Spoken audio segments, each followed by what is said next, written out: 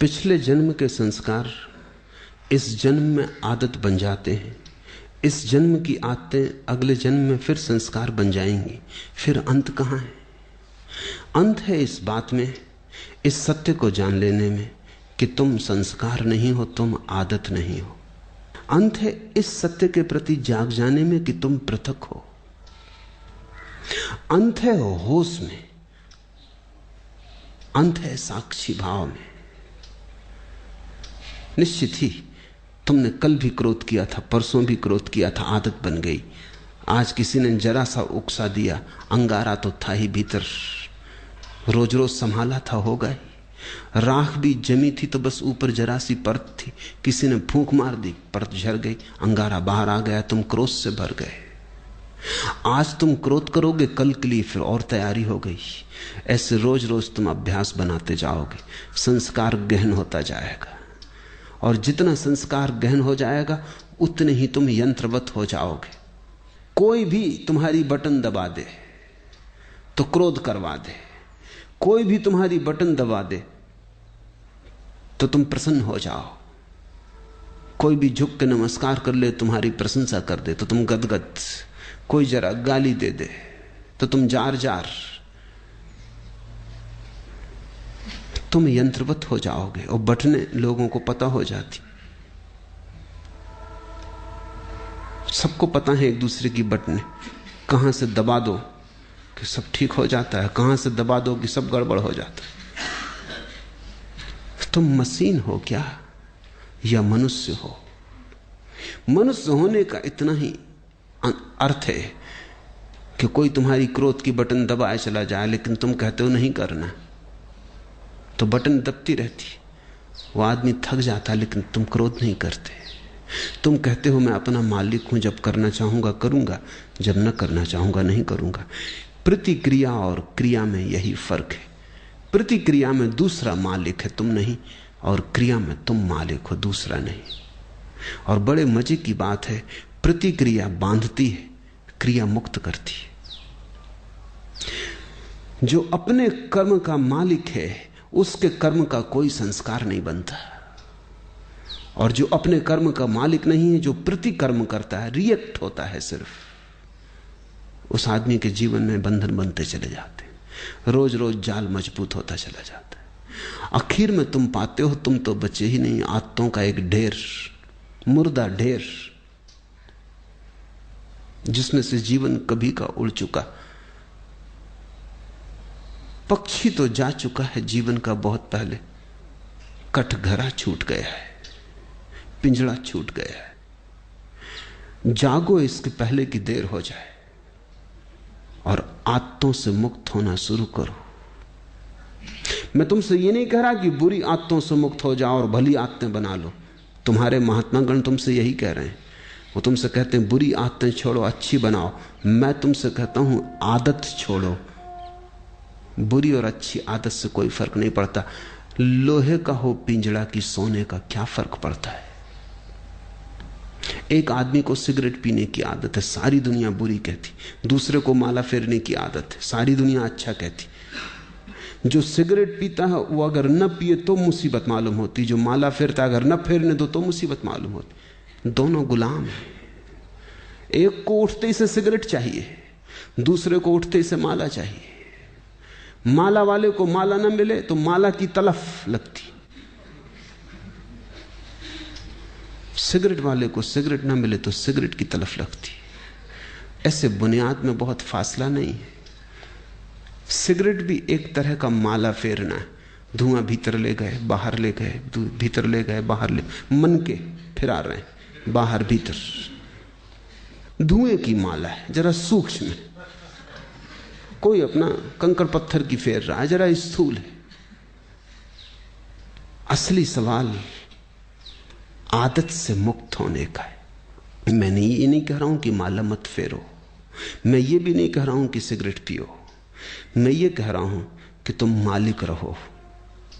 कोई आदत ऐसी ना हो जाए कि मालिक बन जाए।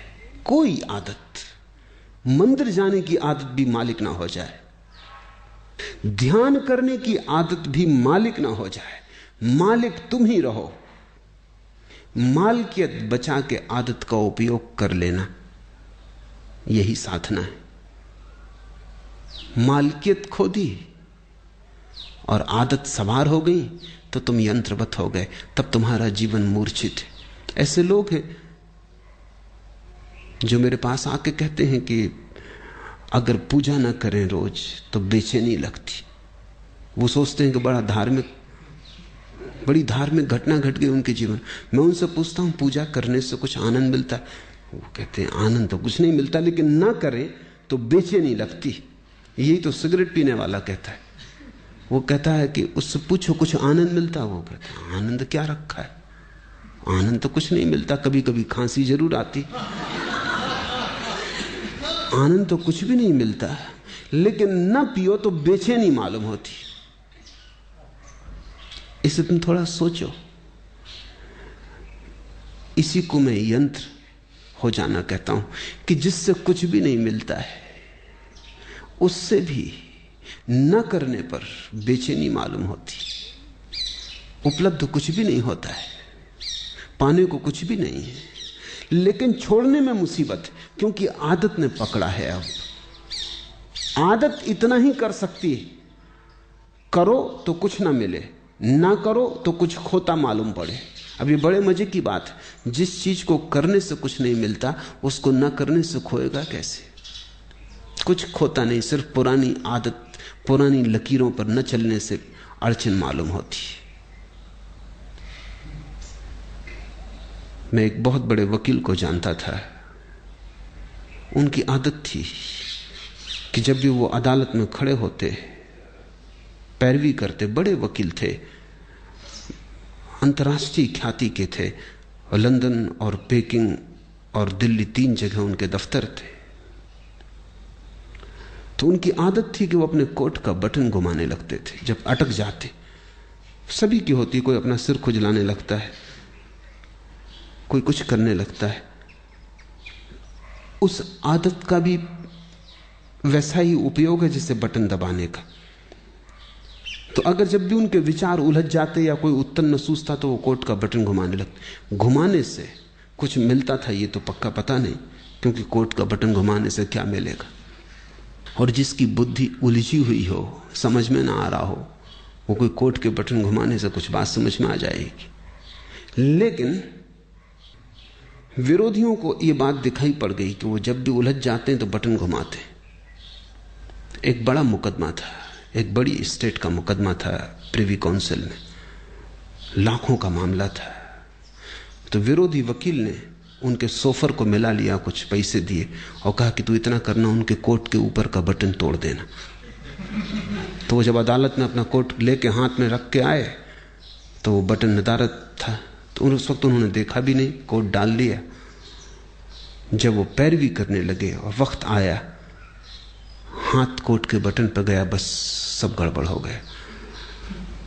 जैसे मस्तिष्क ने सांस छोड़ दिया, कुछ सूझबूझ ही ना रही, चक्कर सा मालूम हुआ, बैठ गए। पहला मुकदमा हारे वो मुझसे कहते थे कि उस बटन से मुझे मिला तो कभी कुछ नहीं, लेकिन गंवाया मैंने बहुत। उस बटन के घुमाने से कुछ मुझे सूझबूझ आती थी ऐसा भी नहीं था, लेकिन बटन न पाके बस मैं समझ ही ना पाया कि अब क्या करूं। हाथ से जैसे कोई हथियार छूट गया। भरोसा किए बैठे थे और वक्त पर जिस पे भरोसा था वो दगा दे गया।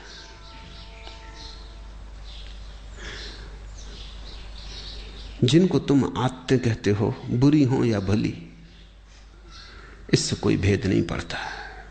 सब आदतें मालिक हो जाएं तो बुरी हैं, तुम मालिक रहो तो कोई आदत बुरी नहीं। गुलामी बुरी है, मालकियत भली है। मेरी परिभाषा यही है। संस्कार बन रहे हैं प्रतिपल, आदतें निर्मित हो रही हैं।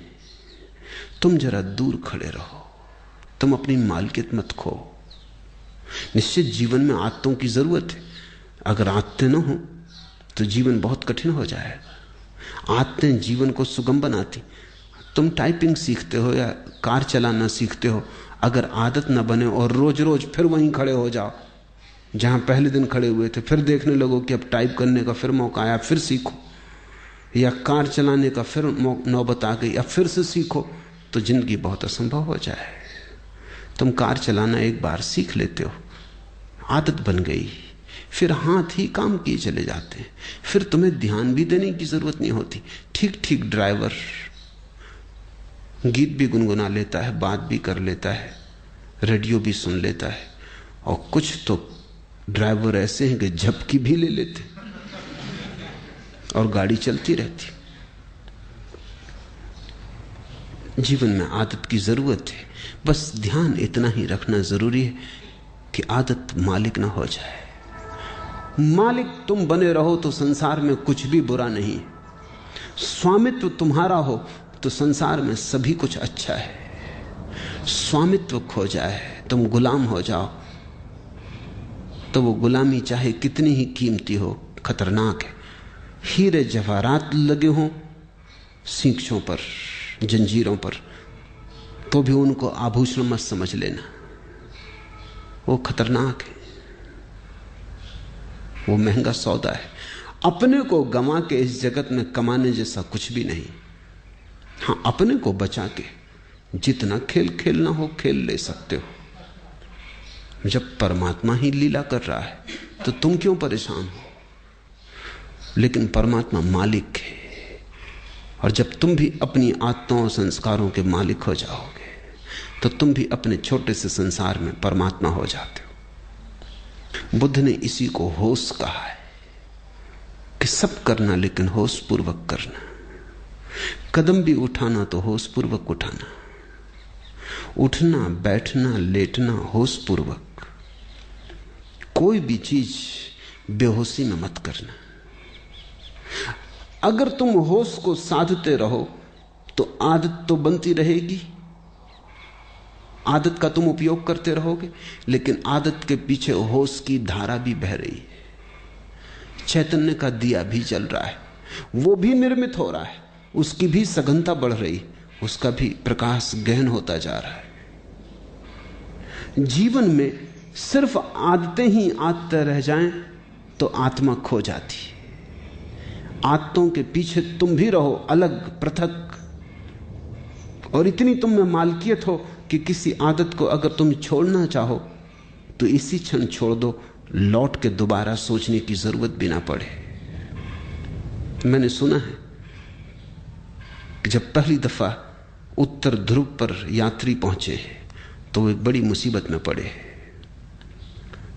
3 महीने का भोजन था, वो चुक गया, और कोई 15-20 दिन उन्हें भूखे उपवास में गुजारने पड़े। कभी मछली पकड़ लेते तो ठीक, कभी ना पकड़ पाते तो मुश्किल। जहाज उलझ गया, बर्फ में फंस गया।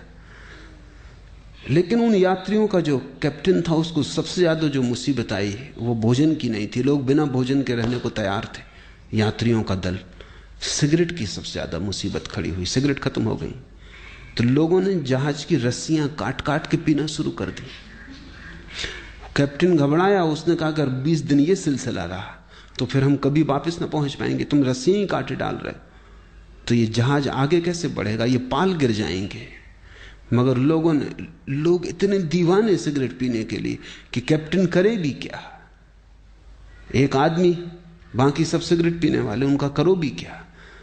वो रात को चोरी से काट लें, इधर उधर से काट लें।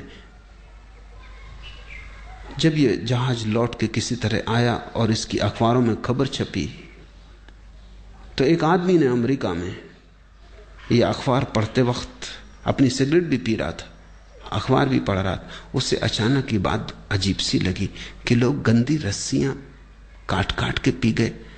वो भी चेन स्मोकर था। उसने सोचा, हाथ में सिगरेट थी, उसने सोचा कि क्या यही गति मेरी होती है अगर मैं भी उनके साथ होता है? क्या मैं भी रस्सियां काट के पी जाता?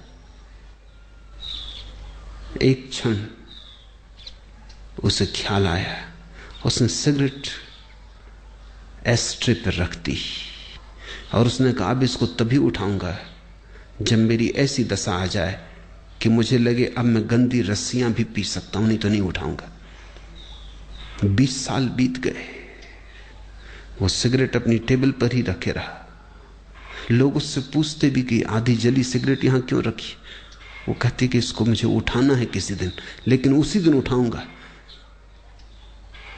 जिस दिन मेरी पीड़ा ऐसी हो जाएगी कि आदत बड़ी और मैं छोटा हो जाऊंगा।